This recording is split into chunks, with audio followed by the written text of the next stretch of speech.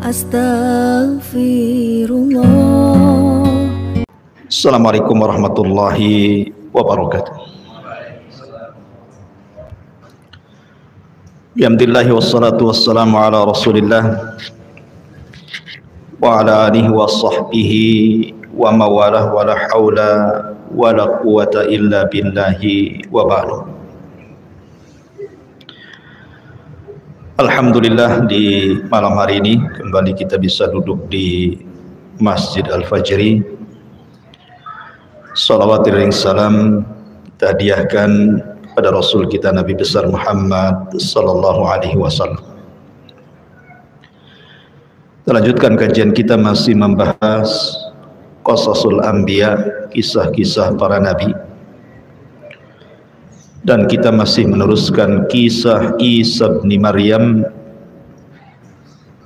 di dalam Al-Quranul Karim. Kalau minggu yang lalu kita menukil dari surah Maryam tentang kelahiran Isa bin Maryam dan begitu seterusnya, maka malam ini kita akan membahas surah Al-Maidah ayat 110 dan seterusnya. Ini lanjutan daripada kisah Isa ibnu Maryam, dan malam ini kita akan fokus membahas tentang mukjizat Isa ibnu Maryam sampai diangkatnya ke langit dan begitu seterusnya. A'udzubillahi minasyaitonirrajim. Bismillahirrahmanirrahim. Idz qala Allahu ya Isa ibn Maryam udhkur ni'mati 'alaika wa 'ala walidatika id ayyadtuka bi ruhil qudusi tukallimun nasa fil mahdi wa kahla wa id allamtukal kitaba wal hikmata wat taurata wal injil wa id takhluqu minat tini kahayati at-tayri biidzni fatanfukhu fiha fatakunu tayran biidzni wa tubri'ul akmaha wal abrasa biidzni wa id tukhrijul mauta biidzni wa id kafaftu bani Israila anka id ji'tahum bil bayyinati faqala alladhina kafaru minhum inna hadha sihrun mubin. Dan ingatlah ketika Allah subhanahu wa ta'ala berfirman, wahai Isa putra Maryam, ingatlah nikmatku kepadamu dan kepada ibumu sewaktu aku menguatkan dirimu dengan Ruhul Kudus. Engkau dapat berbicara dengan manusia pada waktu masih dalam buayan ibumu dan setelah dewasa. Dan ingatlah ketika aku mengajarkan, menulis kepadamu juga hikmah Taurat dan juga Injil. Dan ingatlah ketika engkau membentuk dari tanah berupa burung dengan seizinku, kemudian engkau meniupnya lalu menjadi seekor burung yang sebenarnya dengan seizinku. Dan ingatlah ketika engkau menyembuhkan orang buta sejak lahir dan orang yang berpenyakit kusta dengan izinku. Dan ingatlah ketika engkau mengeluarkan orang mati dari kuburan menjadi hidup, semua dengan izinku. Dan ingatlah ketika aku menghalangi Bani Israel dari keinginan mereka membunuhmu, dikala waktu engkau mengemukakan kepada mereka keterangan-keterangan yang nyata, lalu orang-orang kafir di antara mereka berkata, ini tidak lain hanyalah sihir yang nyata. Al-Maidah ayat 110. Taib, ma'asyiral muslimin yang dimuliakan Allah subhanahu wa ta'ala, pada surah Al-Maidah ayat 110 ini Allah subhanahu wa ta'ala menjelaskan tentang beberapa mukjizat yang Allah anugerahkan kepada Isa. Ingat bahwa mukjizat itu khusus bagi para nabi. Karena keanehan dunia itu sering saya katakan, ada yang sifatnya irhasat, ada juga mukjizat, ada juga karamah, ada juga maunah, ada juga al-ihanah. Itu semua istilah-istilah keanehan. Adapun irhasat adalah keanehan yang biasanya diberikan kepada para nabi sebelum diangkatnya. Seperti Nabi SAW sebelum lahir terjadi perang gajah dan Allah kirim azab kepada Abraha. Itu namanya irhasat. Adapun mukjizat itu keanehan setelah diangkatnya. Kalau setelah diangkat jadi nabi dan rasul kemudian muncul keanehan disebut mukjizat. Kemudian di sana ada karamah. Karamah itu keanehan yang diberikan kepada wali-wali Allah Subhanahu wa taala. Kemudian di sana ada maunah. Pertolongan Allah Subhanahu wa taala yang tidak disadari kepada orang-orang yang beriman. Kemudian di sana ada ihanah. Ihanah itu untuk menghinakan orang-orang kafir. Seperti umpamanya ada orang buta sebelah datang kepada Musailamah al-Kadzdzab dan mengatakan, ya Musailamah, sembuhkan satu mataku, karena dia buta sebelah. Kemudian diludahi Musailamah jadi buta dua-duanya. Bukannya sembuh malah dua-duanya jadi buta. Itu namanya ihana, karena dia nabi palsu, Musailamah al-Kadzdzab. Kemudian di sana ada sihir, tentu sihir keanehan yang dimiliki oleh para dukun. Jadi yang kita bahas di sini adalah mukjizat para nabi. Khususnya di sini adalah mukjizat Isa putra Maryam. Dari surah Al-Maidah ini ayat 110 ada beberapa mukjizat yang diterangkan dalam Al-Qur'an tentang mukjizat Nabi Musa. Yang pertama tentang kelahirannya, dan ini sudah saya jelaskan minggu yang lalu. Bagaimana anak yang baru lahir tiba-tiba bisa bicara. Ada sebagian ulama mengatakan bahwa ada beberapa bayi yang bicara sejak bayi karena sebuah mukjizat dari Allah Subhanahu wa taala. Salah satunya adalah bayinya Isa bin Maryam. Jadi ketika lahir saja dia sudah ngomong kepada ibunya, jangan takut dan jangan sedih. Apabila orang-orang Bani Israel, khususnya orang Yahudi, bertanya kepadamu anak siapa itu, jangan kau jawab. Cukup isyaratkan saja seolah-olah dia yang akan menjawabnya. Kemudian yang kedua, bayi di masa siapa? Di masa Juraiz Al-Abid. Ada orang ahli ibadah di zaman Bani Israel. Kemudian dia sedang sholat sunnah. Dipanggil oleh ibunya, ya Juraiz. Tapi Juraiz tidak membatalkan sholat sunnahnya. Harusnya dia batalkan, karena panggilan orang tua hukumnya wajib. Sholat sunnahnya sunnah saja. Tapi karena dia tidak memiliki pengetahuan soal itu, dia malah meneruskan sholatnya. Sampai ibunya ngamuk murka, kemudian mendoakan keburukan. Ya Allah, semoga Juraiz jangan diwafatkan sebelum terfitnah oleh wanita pelacur, kata. Doa seorang orang tua, ikhwan, itu mustajab. Ya, walaupun doa buruk, hati-hati, jangan sampai membuat marah orang tua, akhirnya mendoakan keburukan. Akhirnya betul doa ibunya mustajab. Jadi satu ketika ada orang yang tidak suka dengan Juraiz, ingin memfitnah Juraiz ini dengan cara mengutus wanita pelacur. Kemudian wanita pelacur ini menggoda Juraiz, tidak bisa. Mendekati Juraiz, tidak bisa, karena dia kokoh imannya. Nah, di sekitar tempat ibadah Juraiz itu ada seorang penggembala. Berzinahlah wanita ini dengan penggembala itu. Kemudian hamil. Kemudian saat hamil itulah dia menuduh Juraiz yang melakukannya. Ketika kemudian bayi itu lahir, kemudian orang-orang pun bertanya itu bayi siapa. Wanita pelacur ini mengatakan ini bayinya Juraiz. Marahlah orang-orang, akhirnya dirobohkan tempat ibadahnya. Dan ketika hampir mau membunuh Juraiz, kata Juraiz, berikan waktu untuk aku melaksanakan sholat 2 rakaat. Akhirnya kemudian pun berwudu, kemudian solat 2 rakaat. Kata Jurayj, datangkan tu bayi ke hadapanku. Ketika didatangkan, dicubit bayinya. Man abuk, siapa bapakmu? Katanya. Kemudian bayi ini tiba-tiba bicara dan mengatakan, Abi ra'il ghanam, bapakku tuh pengembala kambing tuh, katanya. Kan? Akhirnya menyesalah Bani Israel dan mengembalikan tempat ibadahnya.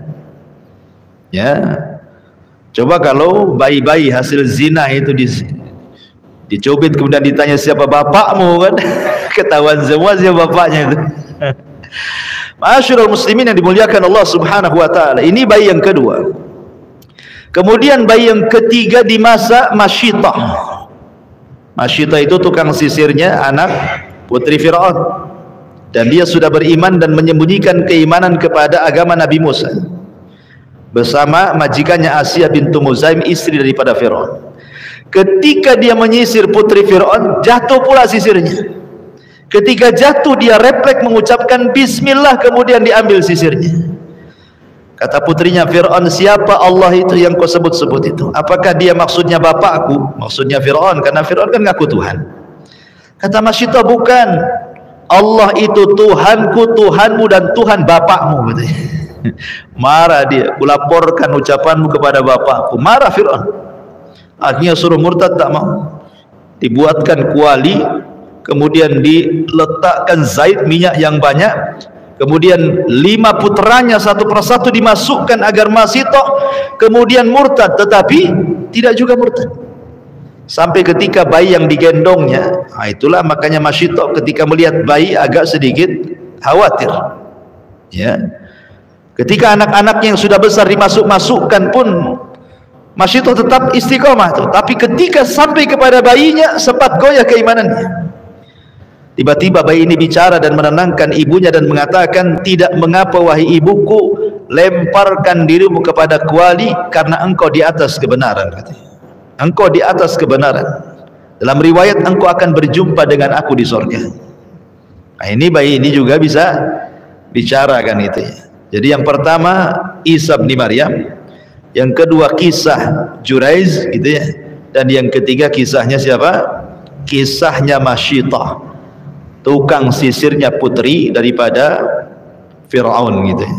Ini yang masyhur dari bayi-bayi bisa bicara ya. Tapi kan di zaman sekarang nggak ada. Zaman sekarang kalau ada bayi bisa bicara, tengok itu punggungnya, ada baterainya nggak? Ada baterainya, boneka berarti. Karena ini keajaiban. Ya, jadi itu salah satu mukjizat Nabi Musa alaihi salatu wasallam. Kemudian yang kedua, ya, di antara mukjizat Nabi Musa saat lahir juga, dia terlahir tanpa bapa, kan itu ya. Dan Allah Subhanahu wa taala mengatakan, inna masala Isa kamatsali Adam. Permisalan Isa itu sama dengan Adam. Kalau Adam tercipta tanpa ayah dan ibu, kemudian Hawa tercipta tanpa ibu, maka apa bedanya dengan Isa? Semua kuasa Allah Subhanahu wa taala. Jangan dibeda-bedakan. Allah itu ala kulli syai'in qadir. Tetapi kelahiran Isa tanpa bapa itu bukan berarti dia anak zina seperti tuduhan Yahudi, tidak. Dia seorang nabi. Dan itu bentuk mukjizat saat kelahirannya. Kemudian yang ketiga, kana Isa alaihi salatu wassalam yushkilu at-tayra wa yanfukhu fihi fayakunu tayran biiznillah.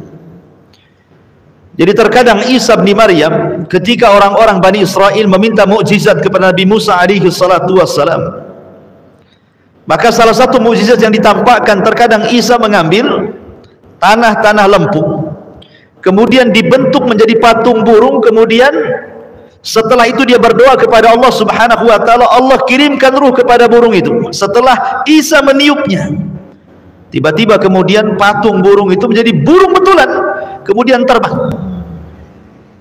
Ya, ini juga salah satu yang disebutkan dalam surah Al-Maidah. Wa Isa bin Maryam bisa menghidupkan burung dengan izin Allah Subhanahu wa taala. Kemudian yang keempat, Nabi Isa bin Maryam mampu menyembuhkan dengan izin Allah penyakit buta permanen dan penyakit kulit. Dan ingat kawan, para nabi itu apabila dibekali mukjizat oleh Allah Subhanahu wa taala, maka mukjizat yang dibekali kepada para nabi itu pasti akan disamakan dengan kebiasaan kaumnya. Kalau di zaman Nabi Musa alaihi salatu wasallam kaumnya membiasakan diri untuk mempelajari sihir, maka mukjizat Nabi Musa itu hampir mirip dengan sihir. Ketika tukang-tukang sihir melemparkan tambang-tambang yang sudah dipotong kecil-kecil tiba-tiba jadi ular, maka Musa mengeluarkan tongkatnya kemudian dilempar menjadi ular betulan. Kalau itu kan ular hayalan, kalau ini ular betulan. Jadi mukjizatnya kan hampir mirip gitu kan, tapi bukan sihir, dia mukjizat. Ya. Sampai dukun-dukun Fir'aun itu berkomat-kamit kan, supaya pandangan mereka bahwa ular yang dilemparkan oleh Musa adalah ular mainan gitu ya, itu adalah hanya sebatas tongkat, tidak bisa juga. Ya. Sudah mengeluarkan banyak mantra, tetap aja yang dilihat ular, makanya ketakutan mereka. Ya, makanya kemudian mereka pun mengatakan ini bukan kekuatan sihir, ini bukan kekuatan Musa, ini kekuatan Allah. Akhirnya mereka pun taubat dan sujud kepada Allah Subhanahu wa taala. Fir'aun marah dan mengatakan amantu qabla an adzan lakum. Ya. Apakah kalian beriman sebelum aku izinkan, kata Fir'aun. Kubunuh kalian kalau tidak bertobat. Tapi tukang sihir istiqomah. Akhirnya mereka dibunuh semuanya. Abdullah ibn Abbas mengatakan, lihat tukang-tukang sihir Fir'aun itu, di pagi hari mereka tukang sihir yang jahat, di sore hari mereka sudah menjadi syuhada yang baik, katanya, karena mati syahid di tangan Fir'aun. Ya. Lah begitu juga Nabi SAW diberikan mujizat dalam berupa Al-Quran gitu ya. Banyak mujizat Rasul itu, bahkan terbanyak mujizat yang diberikan Allah kepada Nabi SAW. Kenapa? Karena para Nabi itu diutus kepada kaumnya saja, tapi Nabi itu kan diutus kepada semua manusia, makanya mujizatnya macam-macam. Dan yang paling besar adalah Al-Quran. Kenapa? Karena di zaman itu orang-orang Arab khususnya, mereka sedang berbangga dengan syair, dengan bahasa. Diturunkan Al-Quran yang bahasanya sangat tinggi, yang tidak bisa ditandingi oleh syu'arah, para ahli syair atau para pujangga. Lah di zaman Nabi Isa itu justru kebiasaan kaumnya adalah mereka suka meracik obat. Ya, jadi perobatan itu sudah menjadi pekerjaan mereka, sehingga kemudian mereka mendapatkan racikan-racikan herbal, mampu mengobati penyakit yang dulunya dianggap luar biasa, sekarang dianggap penyakit biasa karena sudah ditemukan obat-obatannya. Makanya mereka pakar-pakar pengobatan. Makanya kebanyakan mukjizat Nabi Isa itu berkaitan dengan perobatan, menyembuhkan orang buta, menyembuhkan orang lepra, bahkan menghidupkan orang mati. Nanti saya akan sebutkan. Ya. Tapi yang jelas bahwa Nabi Musa alaihi salatu wassalam, Nabi Isa alaihi salatu wassalam mampu mengobati orang buta permanen. Maksudnya buta permanen itu sejak lahir dia buta, diusap meleklah matanya. Kalau kulitnya penuh dengan penyakit, diusap hilang semua, menjadi bersih kulitnya. Dan itu mukjizat Nabi Isa alaihi salatu wassalam yang juga disebutkan dalam surah Al-Maidah 110 ini. Termasuk juga yang nomor 5, Ihya'u Isa lil mauta. Isa menghidupkan orang mati. Memang di dalam Al-Quran atau dalam hadis Nabi SAW tidak disebutkan siapa-siapa yang dihidupkan oleh Isa itu. Hanya diisyaratkan saja kan, isyaratnya ada dalam Quran, bahwa Isa itu diantara mukjizatnya mampu menghidupkan orang mati. Tetapi disebutkan oleh Al-Imam Al-Baghawi dari riwayat Abdullah ibn Abbas radhiyallahu anhuma tentang kisah 4 orang yang pernah dihidupkan oleh Isa bin Maryam. Dan itu dinukilkan sekali lagi oleh Imam Al-Baghawi dalam tafsirnya dari Abdullah ibn Abbas radhiyallahu anhuma, kana ahya arba'ata anfusin. Isa pernah menghidupkan 4 manusia.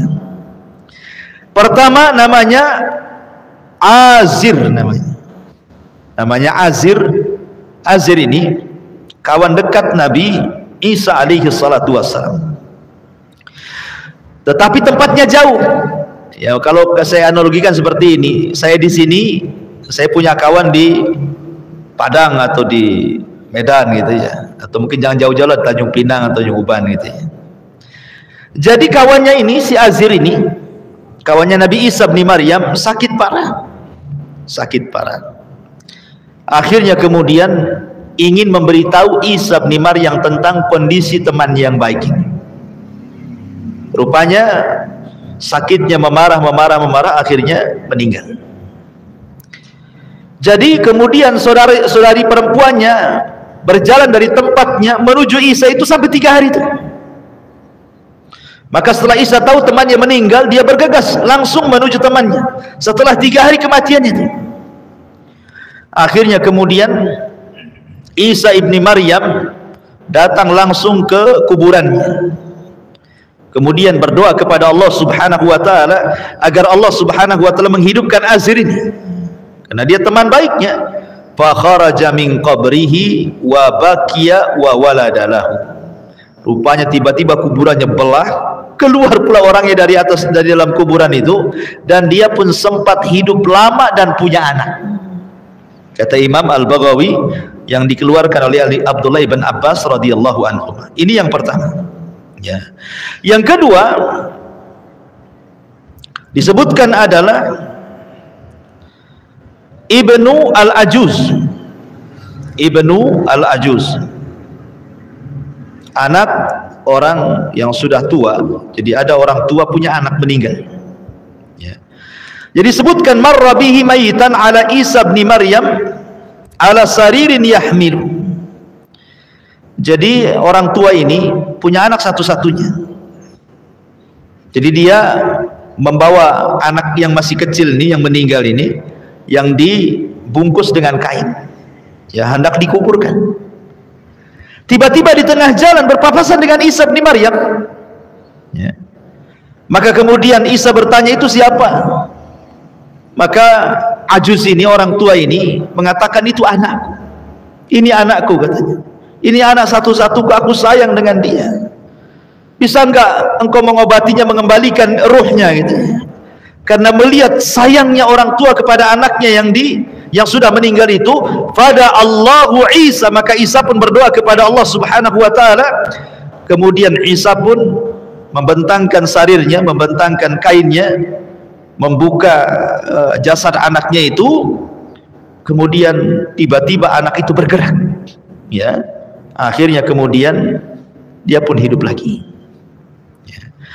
Kemudian juga yang ketiga, Ibnatu Al-Azir, anak daripada Azir. Kisah yang pertama kan, Azir dulu mati, dihidupkan. Sekarang anaknya mati, dianya hidup, ya. Jadi dia akhirnya mengkontak Isa bin Maryam karena dia pernah dihidupkan dari kematiannya. Jadi dia ingin anaknya sama gitu, ya. Anaknya sakit parah kemudian meninggal, maka dia datang kepada Isa bin Maryam supaya dihidupkan. Akhirnya dihidupkan kembali atas izin Allah subhanahu wa ta'ala. Lah, tuduhan-tuduhan Bani Israel kepada Isa bahwa dia bisa menghidupkan orang mati, jangan-jangan Isa ini sudah ada kerjasama, mungkin pura-pura, atau mungkin dalam istilah kita settingan gitu kan, bisa saja kan. Kayak kemarin dukun-dukun itu kan, dukun settingan kan, yang ramai dukun settingan kemarin itu kan. Jadi Bani Israel ini menuduh bahwa ini settingan Isa, jangan-jangan sudah kerjasama dengan si Aziz, ya, atau kerjasama dengan Ibnu Ashur dan begitu seterusnya gitu, Ibnu Azuz itu, ya. Akhirnya mereka mengatakan kepada Isa bin Maryam, kami nggak yakin kalau engkau bisa menghidupkan orang mati, gitu. Kalau engkau memang betul-betul seorang nabi yang mampu menghidupkan orang mati karena izin Tuhanmu, saya atau kami, kata Bani Israel, khususnya orang Yahudi, sekarang hidupkanlah Syam putra Nuh alaihi salam. Syam putra Nuh ini jarak Nabi Isa dengan Nabi Adam, nah berapa tahun itu? Kan jauh jaraknya kan. Ini kan ceritanya anak Nabi Adam, Syam, Ham, Yafis nih kan, yang ada di perahu itu, ya. Sementara Isa ini kan Rasul terakhir dari Rasul-Rasul Bani Israel kan itu. Jadi jaraknya kan penuh. Boleh jadi kalau datang ke kuburannya sudah nggak ada lah isinya kuburan itu. Tetapi tidak ada yang mustahil bagi Allah Azza wa Jalla. Dalam riwayat bahwa suatu ketika Isa ini sedang bercerita tentang kisah Safinah yang ditunggangi oleh Nuh dan juga anak-anaknya. Jadi Isa ini bercerita soal Nuh, kemudian sampai kepada perahunya. Bani Israil nggak percaya, ya, jangan-jangan kau berdongeng saja. Kalau memang kau ini betul-betul cerita itu datang dari Tuhanmu, saya ingin mendengar langsung cerita itu dari orang yang langsung ada di perahu itu, katanya. Yang di perahu itu ya anak-anaknya Nuh lah, ya, salah satunya Syam ibn Nuh. Akhirnya dibawalah Bani Israil ini ke kuburannya Syam ibn Nuh. Kemudian ketika sampai di kuburannya Syam ibn Nuh, kemudian Isa bin Maryam berdoa kepada Allah Subhanahu wa taala, tiba-tiba kemudian kuburan itu belah, keluar Syam ibn Nuh itu. Kemudian untuk memastikan ditanya, siapa namamu? Saya Syam ibn Nuh. Oh, betul dia Syam ibn Nuh. Kemudian dia pun menceritakan di hadapan Bani Israil. Ketika itu kemudian dia pun meminta kepada Isa untuk diwafatkan, tetapi jangan sampai mengalami sakaratul maut, karena itu sakit yang luar biasa. Akhirnya diwafatkan kembali. Ya. Ini diantara 4 kisah yang disebutkan oleh Al-Imam Al-Baghawi dari Abdullah ibn Abbas radhiyallahu anhuma. Ada juga kisah yang sama yang disebutkan oleh Al-Imam As-Suyuti dalam kitabnya Darul Mansur. Jadi suatu ketika ada seorang wanita menangisi putrinya yang meninggal dunia, dan itu anak satu-satunya. Jadi anaknya sudah dikubur, dia tidak mau meninggalkan kuburan, dia bernazar ingin mati juga di kuburan. Jadi Isa lewat, suruh pulang, tak mau. Dia ingin menyusul anaknya. Akhirnya kemudian Isa mengatakan, bagaimana kalau seandainya aku hidupkan anakmu, kau mau pulang? Katanya. Oh ya, saya mau pulang kalau seandainya kau bisa menghidupkan putriku, katanya.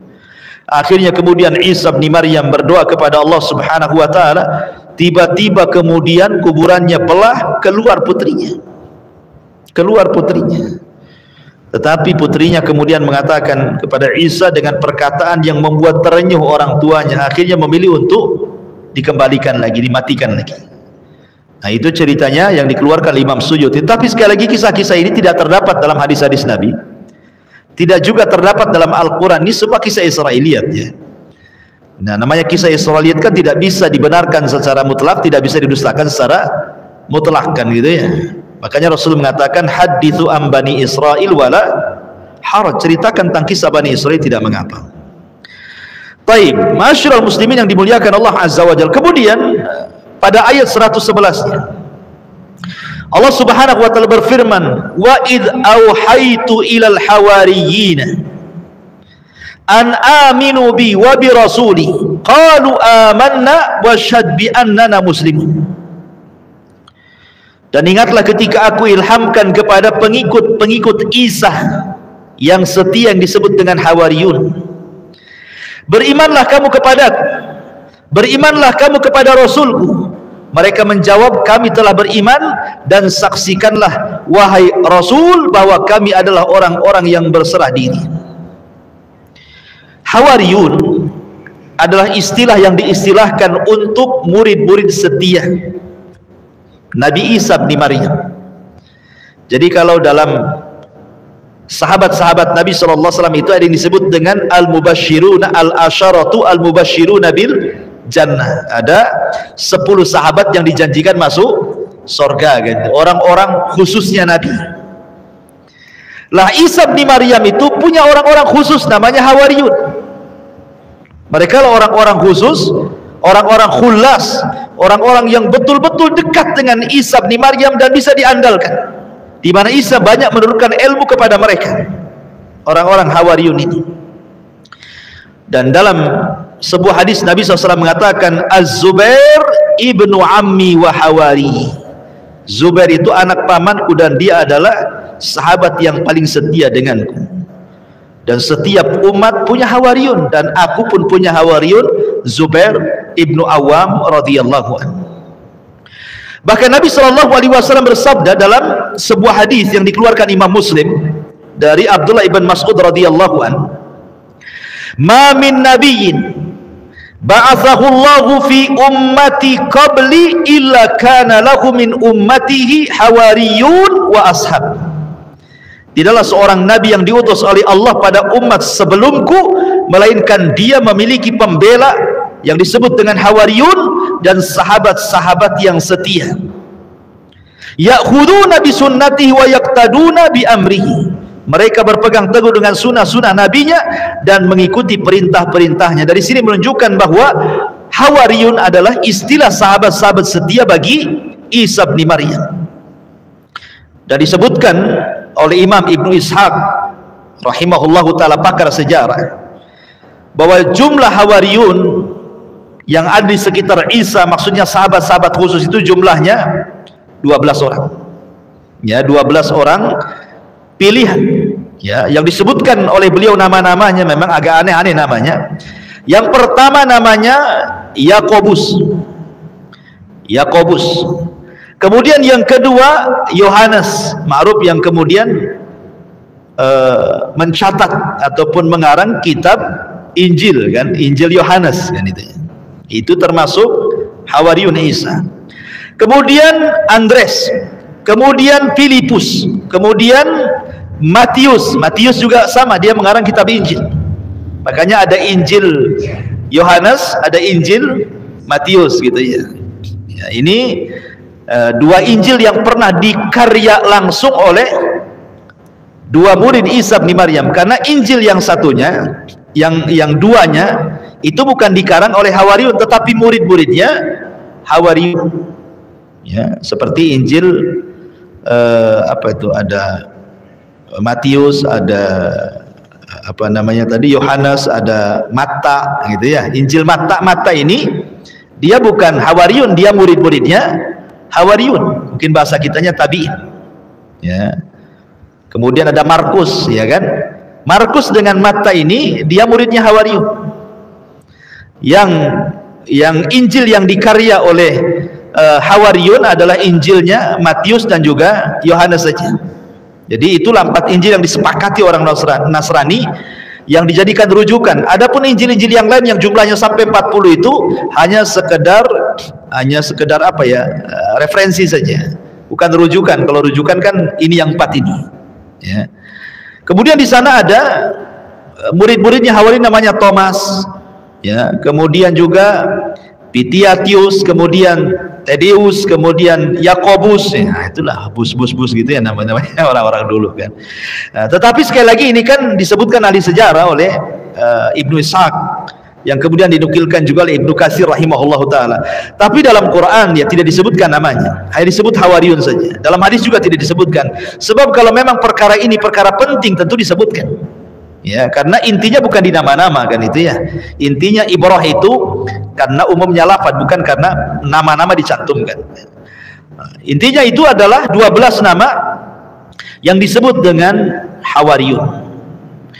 Lah orang-orang Hawariyun ini suatu ketika pernah meminta sesuatu kepada Nabi Isa, minta mukjizat yang jauh lebih besar yang selama ini sudah mereka saksikan. Ya, bukan yang selama ini kan mereka saksikan menghidupkan orang mati, kemudian juga menyembuhkan penyakit lepra, kemudian menyembuhkan buta permanen, kemudian juga menghidupkan burung dan begitu seterusnya ya dari tanah. Mereka ingin mukjizat yang sifatnya spektakuler. Ya, apa itu mukjizat spektakulernya? Idz qala al-hawariyuna ya Isa ibn Maryam hal yastati'u rabbuka an yunazzila alaina ma'idatan minas sama, qala ittaqullaha in kuntum mu'minin. Ingatlah ketika Hawariyun, para pengikut setia Isa berkata, wahai Isa bin Maryam, apakah Rabbmu sanggup ya, untuk menurunkan kepada kami ma'idatan minas sama, hidangan makanan langsung turun dari langit untuk kami katanya. Coba bayangkan, ini tidak ada kaitan dengan perobatan ini. Kalau yang tadi kan mujizat-mujizat yang lain kan bicara perobatan gitu ya, termasuk menghidupkan orang mati juga kan ada kaitan dengan perobatan gitu ya. Ini enggak ada kaitan dengan itu. Mereka minta mujizat yang lain. Mereka minta kepada Isa, ya Isa, bisa enggak nyuruh Rabbmu turunkan makanan dari langit katanya, biar kami bisa makan di situ. Maka Isa mengatakan, ittaqullah, bertakwa kau kepada Allah, in kuntum mu'minin, kalau kalian memang beriman kepada Allah subhanahu wa ta'ala. Lihat bagaimana Bani Israel, ikhwan ya. Mereka tidak cukup dengan mujizat yang ada. Padahal kurang apa mujizat yang ada itu kan sudah luar biasa kan, menghidupkan orang mati gitu ya, kemudian menyembuhkan penyakit buta permanen, menghidupkan penyakit kulit, mampu kemudian menjadikan burung yang terbuat dari lempung kemudian bisa hidup jadi burung beneran. Kemudian di masa kecil Isa bisa bicara, bahkan Isa bisa menghabarkan sesuatu di rumah-rumah orang-orang persis dengan habarnya. Jadi kalau dia ngomong, di rumahmu ada kulkas ya? Ada. Dalam isi kulkasmu ada jeruk ya? Oh iya betul. Nah, dalam kulkasmu ada ini ya? Pokoknya semua isi rumah dia bisa mengatakan, tahu bahwa isi rumah itu apa isinya. Rupanya tidak cukup dengan mujizat Isa itu, mereka minta yang lebih daripada itu. Makanya Isa mengingatkan, ittaqullah, hati-hati kalian, bertakwa kalian kepada Allah. Kalau kalian memang beriman kepada Allah Subhanahu wa taala.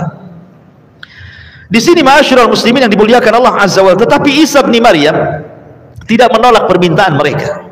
Isa bin Maryam tidak menolak permintaan Hawariyun, tetapi syaratnya kata Isa, kalian harus puasa 30 hari, salasina yauman. Harus puasa 30 hari, kemudian kalian menyempurnakannya. Akhirnya kemudian Hawariyun pun mereka puasa 30 hari. Setelah berpuasa ke 30 harinya itulah, ingat, Isa bin Maryam ketika itu memberikan syarat kepada Bani Israel, khususnya kepada orang Yahudi. Lihat bagaimana syaratnya, disebutkan dalam ayat selanjutnya. Qala Isa bin Maryam, Allahumma rabbana anzil alaina ma'idatan minas sama' takunu lana idan li awwalina wa akhirina wa ayatan minka warzuqna wa anta khairur raziqin. Qala Allah, inni munazziluha alaikum faman yakfur ba'du minkum fa inni u'adzibuhu adzaban la u'adzibuhu ahadan minal alamin. Isa pun kemudian berdoa kepada Allah, ya Tuhan kami, turunkanlah kepada kami hidangan dari langit yang akan menjadi hari raya bagi kami, yaitu bagi orang-orang yang sekarang bersama kami maupun yang datang setelah kami, dan menjadi tanda bagi kekuasaan Engkau ya Rabb. Berilah kami rizki dan Engkau sebaik-baik pemberi rizki. Allah berfirman, sungguh aku akan menurunkan hidangan itu kepadamu wahai Isa, tetapi barang siapa yang kafir setelah ini, kufur dengan nikmat yang kuturunkan, maka aku akan mengazab dia dengan azab yang belum pernah siapapun kuazab sebelumnya di alam semesta ini. Syaratnya apa? Kata Isa bin Maryam, seolah-olah ingin mengatakan, baik ya, aku akan meminta kepada Allah Subhanahu wa taala atas permintaan kalian.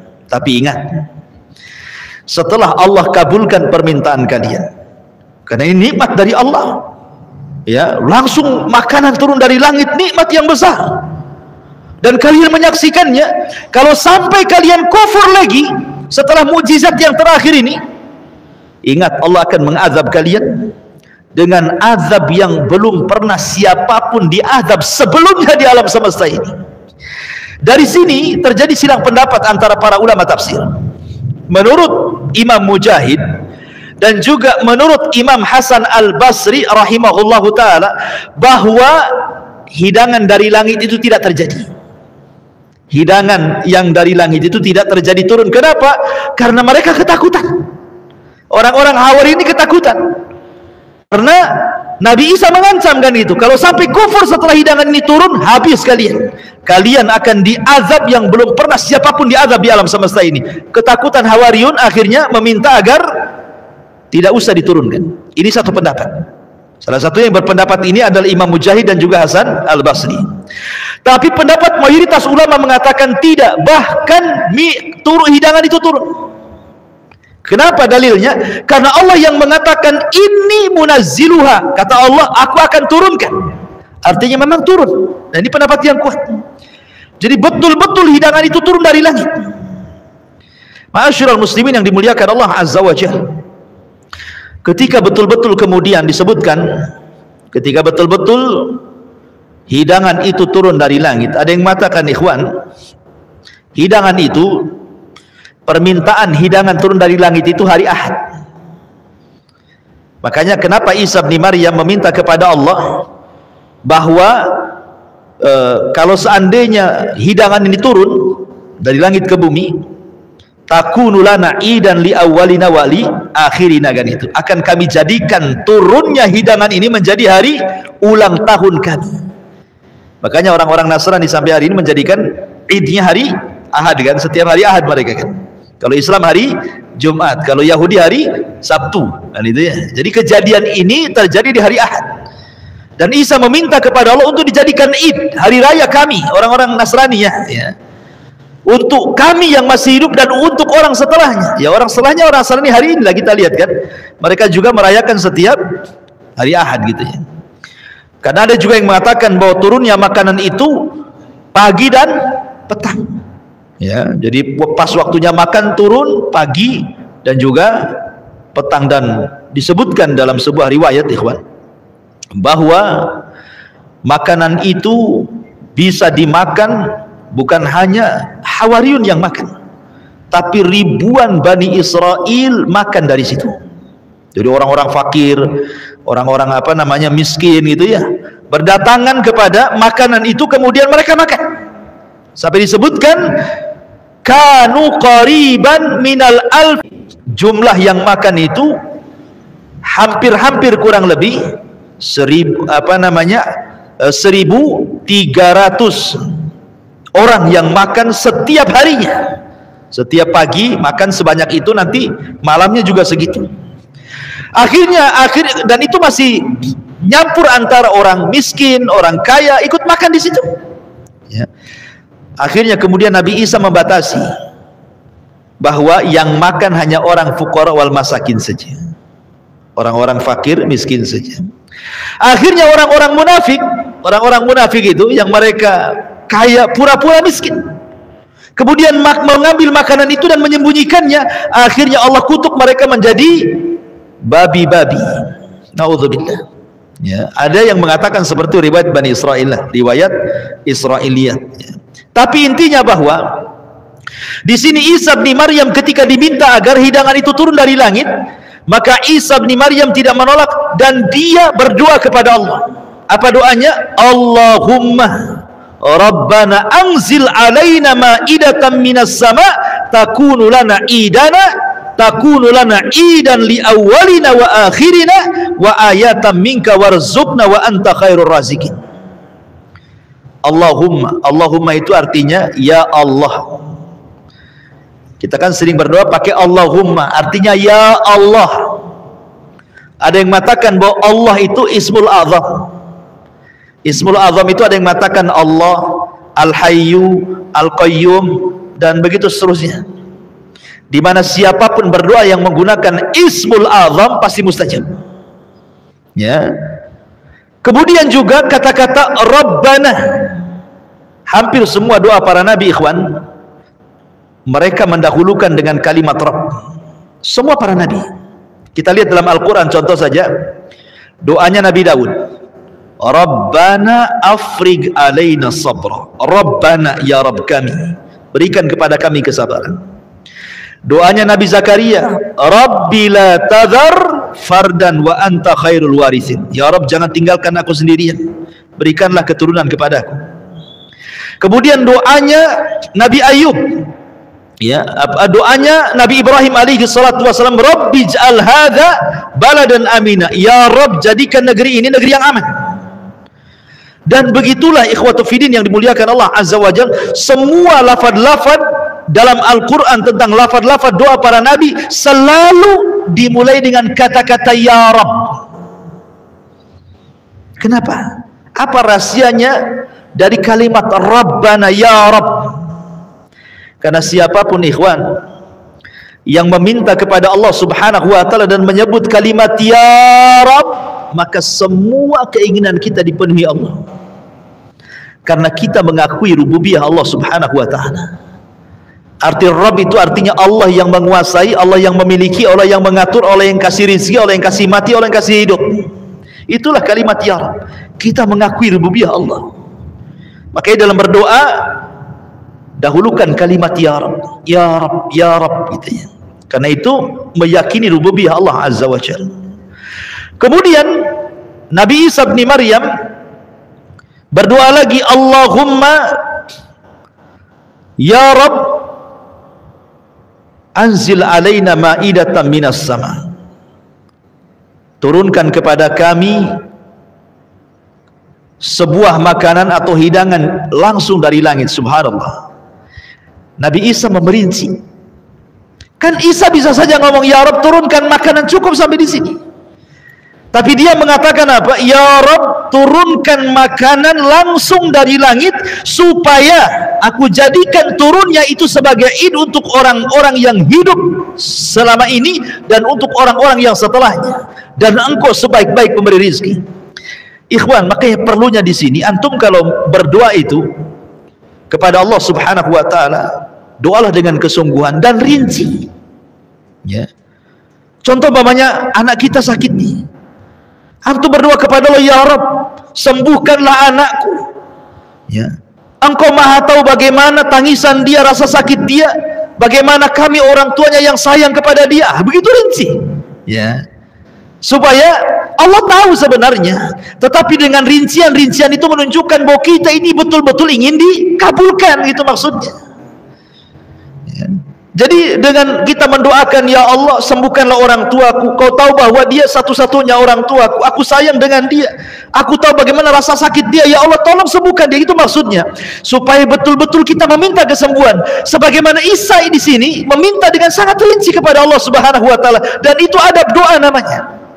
Ada tadarru, merendahkan diri, inkisar, karena dijelaskan bahwa Isa bin Maryam ini saat berdoa dia mengambil pakaian yang lusuh yang biasa dipakai oleh fuqara wal masakin, kain yang biasa dipakai orang miskin, seolah-olah dia betul-betul menjadi Abdullah, hamba Allah, tawadu di hadapan Allah, tidak menggunakan pakaian yang syuhrah, tidak. Dia pakaian-pakaian yang biasa dipakai orang-orang miskin.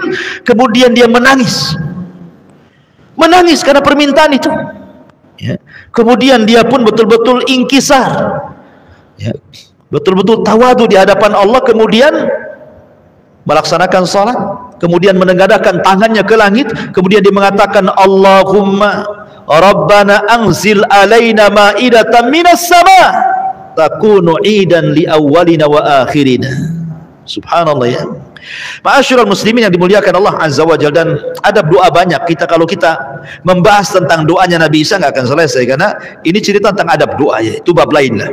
Intinya bahwa akhirnya kemudian betul-betul datang awan dari langit. Awan itu membawa makanan di baliknya. Awan itu turun dari langit. Maka semua Hawariyun dan manusia menyaksikan awan itu turun pelan-pelan ke bumi. Tiba-tiba setelah berada di hadapan Isa bin Maryam, Isa menyingkap awan itu, rupanya semua makanan. Ada yang mengatakan ada buah-buahannya, kemudian ada makanan lautnya, kemudian ada rotinya, macam-macam makanan dari Allah Subhanahu wa taala, ikhwan, yang jumlahnya begitu banyak sekali, yang bisa dimakan oleh ribuan orang.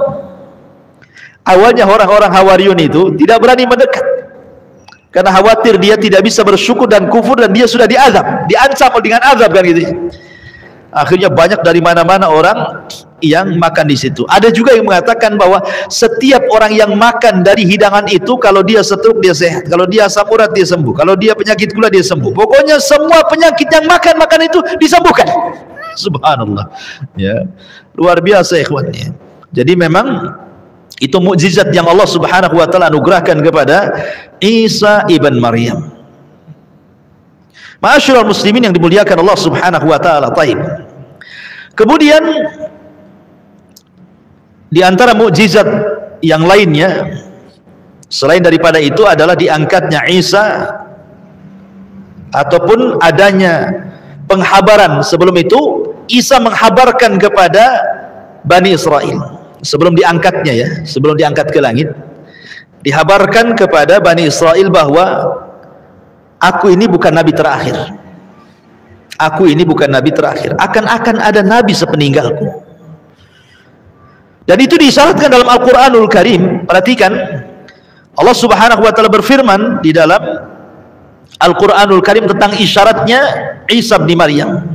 Dalam surah As-Saffat Allah mengatakan, wa idh qala Isa bin Maryam ya bani Israel inni rasulullahi ilaikum musaddiqan lima baina yadayya minat taurat wa mubashiran bi rasulin ya'ti min ba'di ismuhu Ahmad.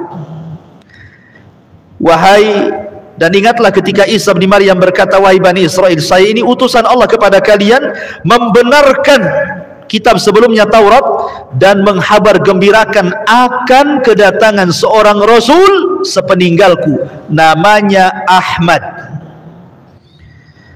Falamma ja'ahum bil bayyinat qalu hadza sihrun mubin. Ketika datang kepada mereka dengan keterangan-keterangan, mereka pun mengatakan ini sihir yang nyata. Ada orang yang mengatakan, kan yang dihabar gembirakan kepada Isa itu seorang Rasul namanya Ahmad, bukan Muhammad, katanya. Kan Ahmad, kenapa jadi Muhammad, katanya. Mereka berusaha lari dari mengakui kerasulan Nabi kita Muhammad SAW. Kan namanya Ahmad, bukan Muhammad ibn Abdullah, katanya.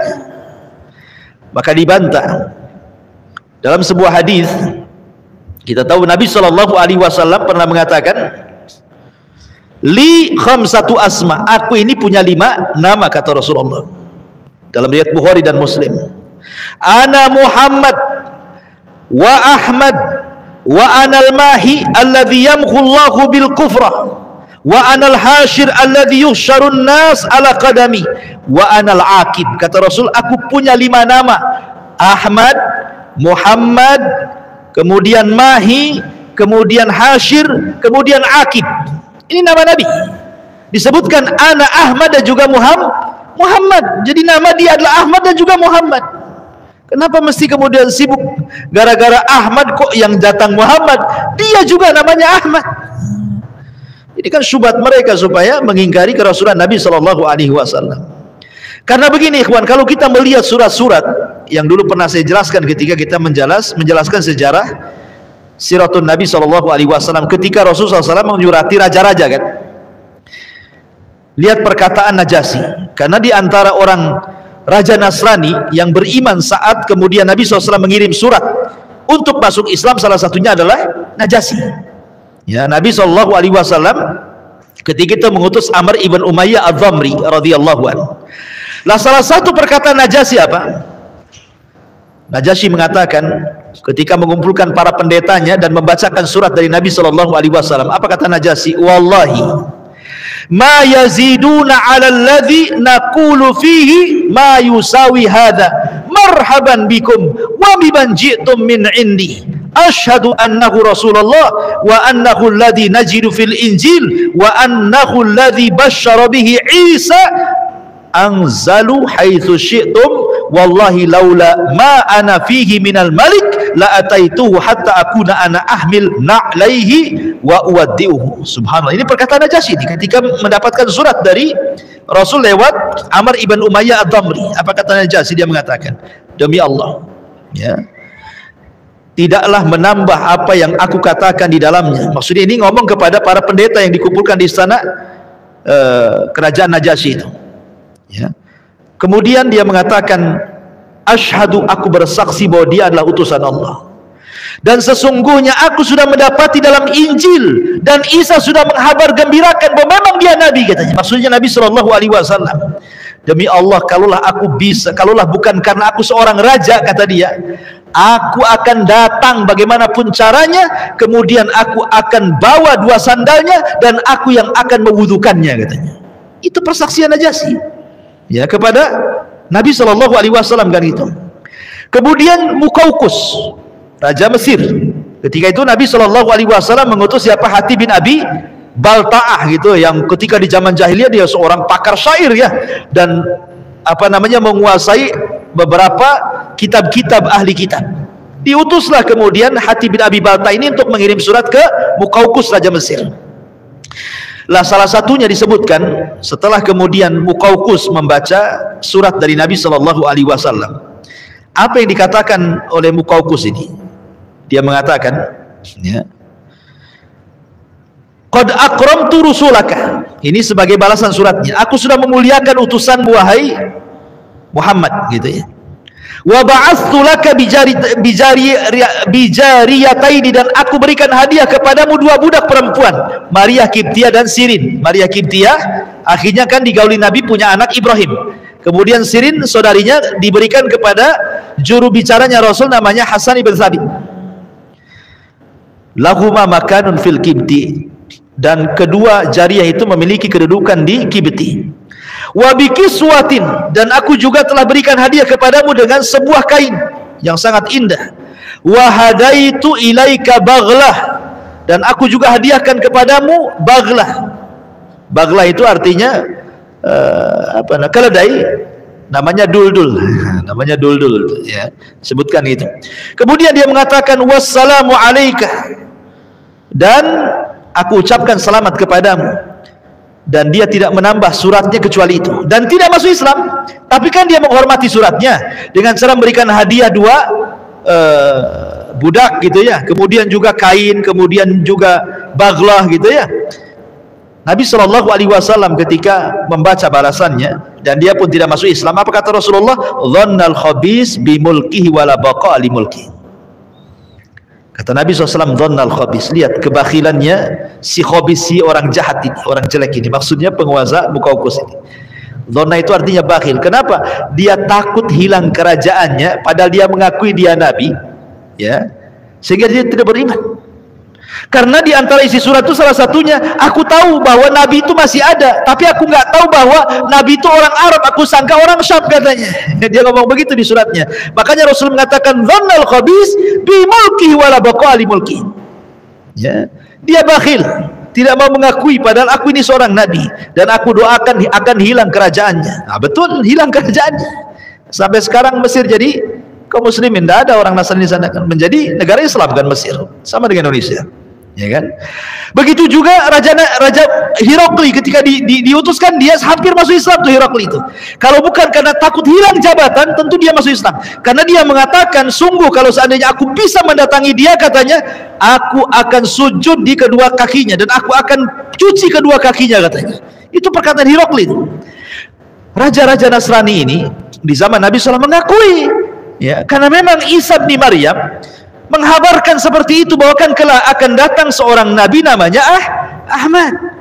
Ya, makanya banyak kemudian orang-orang yang beriman di zaman Rasul, orang-orang Nasrani, terutama Nasrani Najran, berbeda pula dengan orang Yahudi, banyak yang kufur.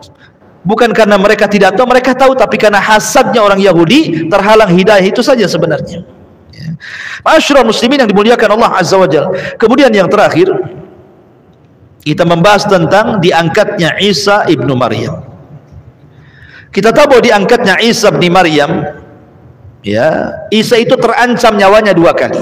Pertama saat kelahirannya, karena ketika itu Raja Herodus kumpul dukun-dukun, ya, ketika itu kan dia mimpi, ya, dalam mimpinya bahwa kerajaannya akan tumbang, gitu ya. Kemudian Herodus ini mengumpulkan tuh orang-orangnya, dukun-dukunnya, paranormalnya, penasihat spiritualnya, gitu ya.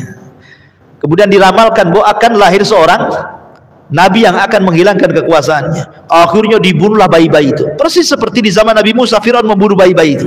Ya. Lah karena ketakutan ketika Maryam kemudian lahir Isa, ketakutan kalau anaknya akan dibunuh, makanya Maryam akhirnya kemudian hijrah kemana? Ke Mesir. Sampai ketika mendengar Herodus kemudian meninggal, baru kembali ke Palestina kan itu. Kemudian yang kedua, saat ketika dia sudah besar, ketika usianya sudah 33 tahun, ketika itu kan terjadi pembunuhan kepada dua nabi, pertama kepada Yahya dan kedua kepada Zakaria, ya kan? Kemudian sang raja khawatir kalau seandainya Isa ini akan membiarkan, karena kan bagaimanapun hubungan Isa, Zakaria dan Yahya itu kan hubungan yang dekat gitu ya. Ya, Zakaria sendiri yang mengasuh ibunya. Ya, kemudian juga Isa dengan Yahya ibn Zakaria ini kan ibnu Khalah. Ya, ada hubungan kerabat. Ya, sama-sama anak daripada bibinya gitu ya.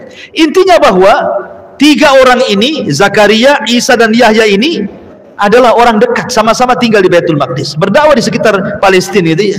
Ketika kemudian Yahya dipenggal lehernya, kemudian dijadikan hadiah untuk wanita pelacur, maharnya wanita pelacur. Kemudian setelah itu Zakaria juga dibunuh, digergaji di dalam hutan itu ya, di dalam pohon. Mereka, raja ini menyangka bahwa Isa tidak mungkin membiarkan atas kematian Zakaria dan Yahya. Sebelum itu terjadi, akhirnya mereka mengirim pasukan untuk membunuh Isa. Nah, ketika itu Isa berada di rumahnya, sedang mengajar 12 hawariyunnya. Jibril memberitahu bahwa dia akan dibunuh. Akhirnya kemudian Isa sebelum datang para tentara ini berpesan kepada 12 hawariyun, siapa di antara kalian yang mau kuusap wajahnya, maka akan kujadikan dia temanku di sorga. Syaratnya pasti dia ditangkap, dibunuh, disalib. Hadiahnya dia akan jadi temanku di sorga. Ada yang mau? Kan gitu. Tidak ada yang mau kecuali satu orang. Asgharum, yang paling muda di antara mereka, saya wa Isa.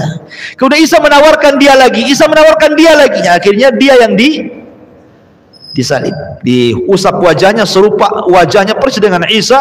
Maka Isa pun tidur dikelilingi orang-orang hawariyun. Kemudian Isa dinaikkan ke langit dan hawariyun melihatnya. Kemudian setelah Isa diangkat ke langit, sebagian hawariyun pergi. Sebelum tentara datang mereka pergi, tinggal satu orang yang serupa dengan Isa bin Maryam. Ketika tentara datang, itulah mereka sangka Isa, ditangkaplah dia, kemudian dibunuh, kemudian disalib oleh orang-orang Yahudi. Makanya orang-orang Yahudi mengatakan, wa qaulihim inna qatalnal masiha Isa bin Maryam Rasulullah. Dan perkataan mereka orang-orang Yahudi, sungguh kami telah membunuh Isa bin Maryam utusan Allah. Maka Allah kemudian membantah, wa ma qataluhu wa ma sallabuhu walakin syubbiha lahum.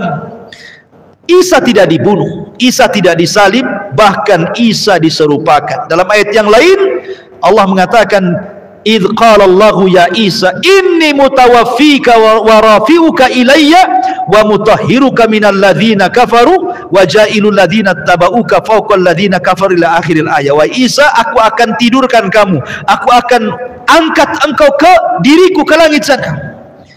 Makanya Allah kemudian mengangkat Isa dalam kondisi belum mati. Inilah keyakinan Al-Quran, keyakinan hadis Rasul bahwa Isa tidak mati. Walaupun ada sebagian ulama seperti kata-kata Imam Suyuti mengatakan Isa itu sudah mati, Allah wafatkan, artinya wafat betulan, kemudian diangkat ke langit, tapi akan turun di akhir zaman.